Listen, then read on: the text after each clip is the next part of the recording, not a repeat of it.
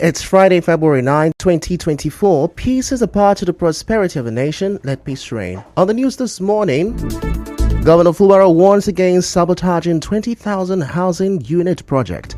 Terrified victims of pirate attacks on Anthony Boni Waterway call for help. Food prices soar in Port Harcourt. Organized labor issued nationwide strike notice. And on the foreign scene, U.S. President Joe Biden folds special counsel report. I am Ifechukwumoyele with the news. River State Governor Siminalayi Fubara says his administration will deal with anybody who sabotages the ongoing 20,000 housing unit project for low-income earners in River State. Governor Fubara made this known while inspecting the project site along the Obirikwere Airport Road on Thursday. We didn't just jump into this project. We did all the survey that we needed to do. We took our time to check the land and everything. It's a property that belongs to River State government under the Greater Port Harcourt Agency. We are not taking anybody's land. But however, if you feel there is an encroachment, you should know the right authority to visit. Nobody should come here and disrupt this contract, because I'm going to take it personally as sabotage to my government. I'm not going to take it lightly, in as much as I believe that peace is a major ingredient that we need for every development. The governor also assured the project contractors of the necessary support to deliver on the promises made to the river's people. When we came in here in December, it was a bush, and today we can see a lot of buildings ongoing. Not just one, not two. It means that the contractor is serious. I'm really impressed, and as a government, one of the things we owe our people, just like the president said while he was doing a groundbreaking for the Renew Hope City, he said every Nigerian deserves a decent home. We are going to ensure that we give the contractor every support to deliver on that promise that we have made to our people. Moving on, victims of pirate attacks along the Anthony Boni Waterway are calling on the River State government to intervene. Some of the victims from a fishing settlement known as Abajibokokiri in K. Degema local government area said their means of livelihood were destroyed in a recent attack. They told correspondent Sergio Ruari that the pirates were planning to attack again. My husband, net, fridge, my generator, everything, always the clothes where we are run, like we get. How to eat them, no day. Enter the community, they shoot, and me get the biggest store there. Then burn them, thief the one way to go thief. Now, they there for another small fishing port there. So all our property don't lost. We they beg, my government, try to chase those people come out for us. We need security. Now, they see they there. They see the worry, they shoot, they worry. All my things, they burn and finish. All my wife's things, they burn and finish. Nothing now. I want government to come help us. We don't call at the countries they or that side, but now they not come. I not see my wife, I not see my city there. Now because of the land where they follow us, in fact, no woman there again, no man. Someone where they know this like 5. Recall that on Monday, the K Council of Chiefs raised the alarm of a planned invasion of their community following an attack on one of their fishing settlements. 5 suspected pirates terrorizing the Boni Anthony waterways were arrested last month. In another development, a youth leader in Ahoda East local government area of River State, Hector Ekaketa, says insecurity in the area persists. Mr. Ekaketa, the public relations officer of Iwako Youth Congress, tells our correspondent that there are still cases of harassment and extortion by gang members. He also said that gangs are compelling developers in the communities to pay a development levy. The people are not happy, and the people are minding their business because they don't know who you will go and talk now. Yourself into problem because the boy are still moving around. So people are just quiet. They don't want to incur any problem from these boys and from their godfathers. Yesterday, the Paramount ruler also paid a ransom to those boys in the bush because of the community project he's doing. That somebody who has a store and other business, if they come and they meet you, they pack goods and money and go back to their camp because they don't come out at daytime. What they do, they come out in the night. Mr. Kakata also said a youth in Ihubogo community was killed by one of the gangs for allegedly assisting security agencies. Exactly, precisely. We have also witnessed the death of a youth who was being buried in a shallow grave. They said he's an informant to the police and was being captured in his house in Ihubogo community. Uche is his name. Another man was kidnapped at Overbridge. He also paid himself about 1 point something million. The Ahoda East youth leader, however, called on President Bola Ahmed Tinubu and the Inspector General of Police to set up a security formation in the area to tackle the insecurity there.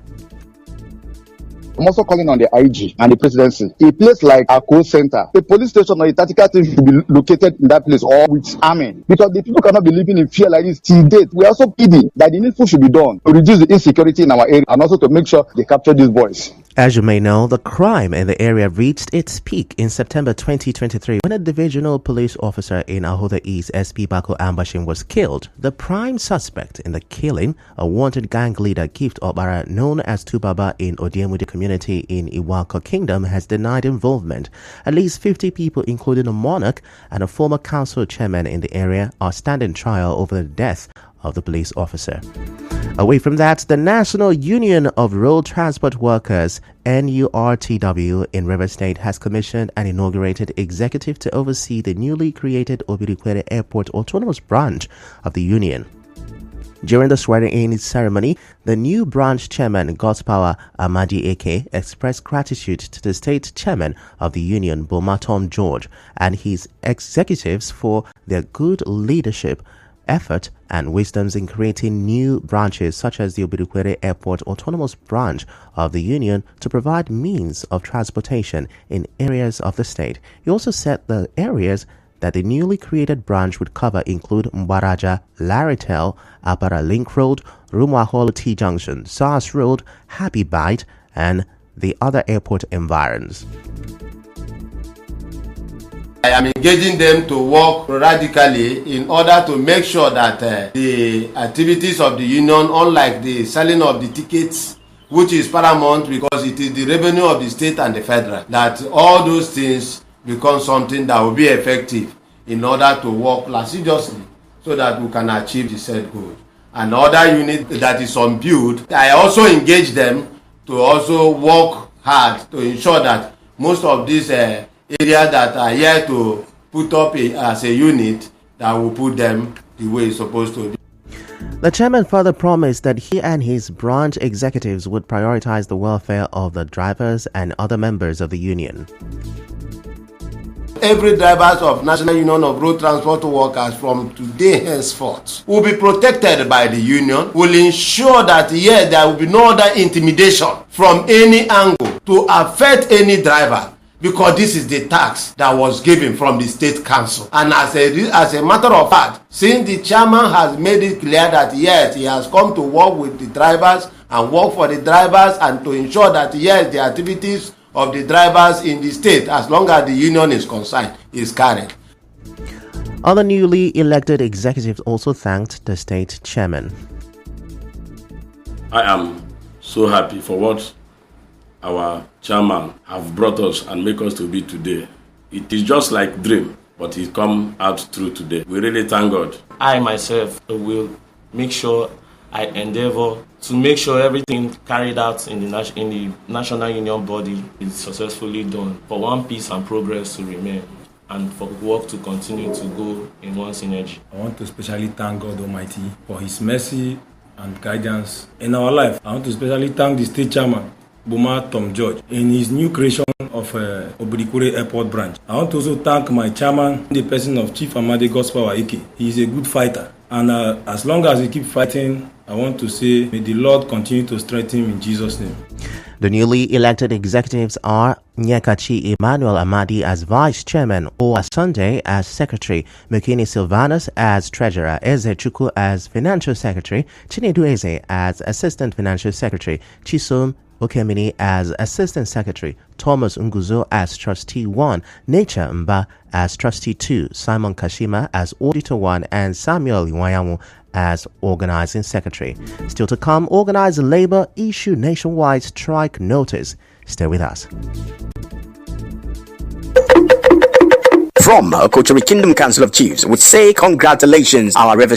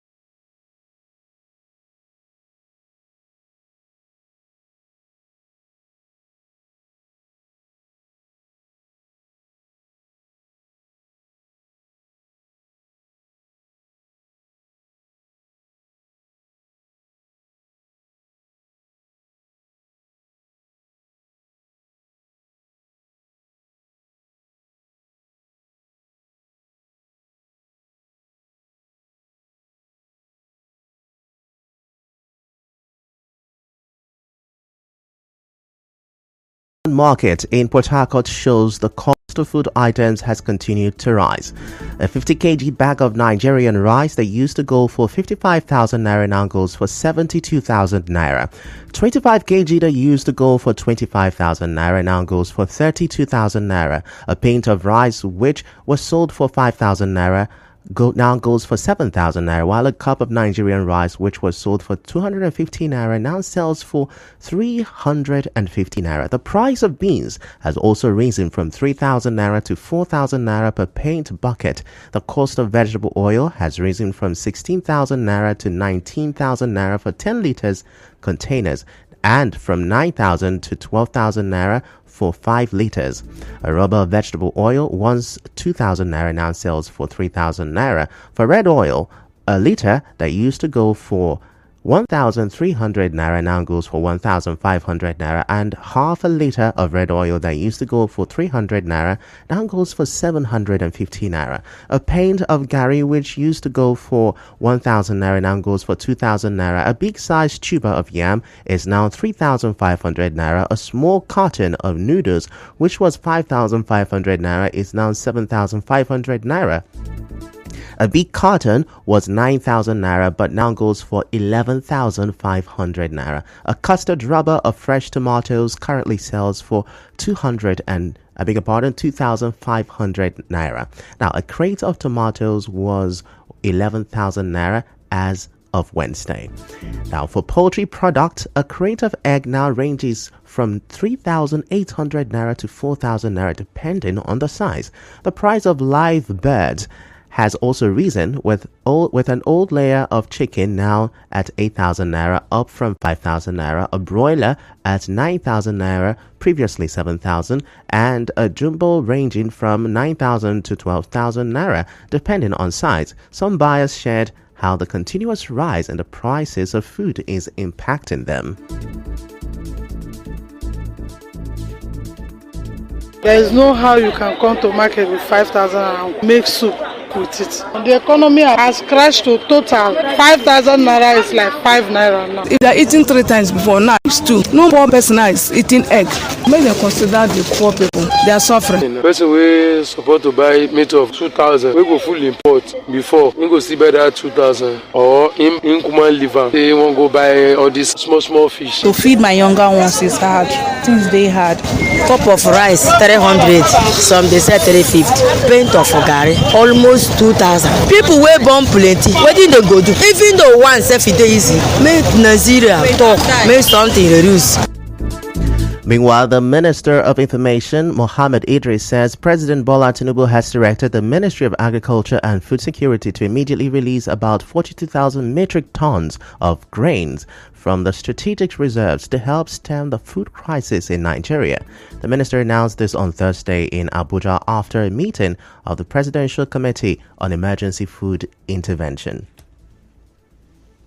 Now, the whole idea of this is to crash the cost of these food items. And these are measures that will happen immediately. 42,000 metric tons from the Strategic Grain Reserve, about 60,000 metric tons of rice from the Rice Millers Association. They have them in all their storage facilities. The government, in conjunction with them after this exhaustive meeting, has directed that they also bring this out immediately so that the price of rice will come down significantly. In the meantime, President Bola Tinubu has encouraged Nigerians to speak positively about the country and remain hopeful despite ravaging challenges. Speaking at the launch of over 3,000 housing units in the FCT, President Tinubu also directed the mandatory recitation of the national pledge after the national anthem at every official and public engagement. The president's comments come amid several issues facing the country, including economic hardship, inflation, and rising cases of kidnapping for ransom, among others. This is President Tinubu's first public appearance after returning from a 2-week private visit to Paris. The Nigerian Labour Congress and the Trade Union Congress of Nigeria have issued a 14-day nationwide strike notice to the federal government. The organized labor, in a statement, says the federal government failed to implement the 16-point agreement they reached in October last year. They said that despite their effort to ensure peace, the government seems unmoved by the mass suffering and hardships across the country. And now we bring you news from around the world. U.S. President Joe Biden has angrily criticized an investigation that found he mishandled top-secret files and said he struggled to recall key life events. In a surprise news briefing on Thursday evening, President Biden insisted to the media, "My memory is fine." He also slammed a claim that he could not remember when his son died. I've seen the headlines since the report was released about my willful retention of documents. These assertions are not only misleading, they're just plain wrong. In addition, I know there's some attention paid to some language in the report about my recollection of events. There's even reference that I don't remember when my son died. How the hell dare he raise that? Frankly, when I was asked the question, I thought to myself, wasn't any of their damn business. Let me tell you something. Some of you have commented, I wear since the day he died. I don't need anyone to remind me when he passed away or if he passed away. The inquiry found President Biden willfully retained and disclosed classified files, but decided not to charge him. That's a wrap on the news this morning. Before we go, let's have a look at the major stories. Governor Fubara has warned against sabotaging the 20,000 housing unit project. Terrified victims of pirate attacks on Adoni Bonny Waterway are calling for help. Food prices have soared in Port Harcourt. Organized labor have issued a nationwide strike notice, and on the foreign scene, U.S. President Joe Biden has faltered a special counsel report. The news was edited by Chioma Ezenwafa. To reach the news team, send an SMS or WhatsApp to 0808-721-7215. I'm Ifechukwu Moyeli. Many thanks for listening. Talk radio. 92.3 Talk radio. Number one talk. All the time. And sports station.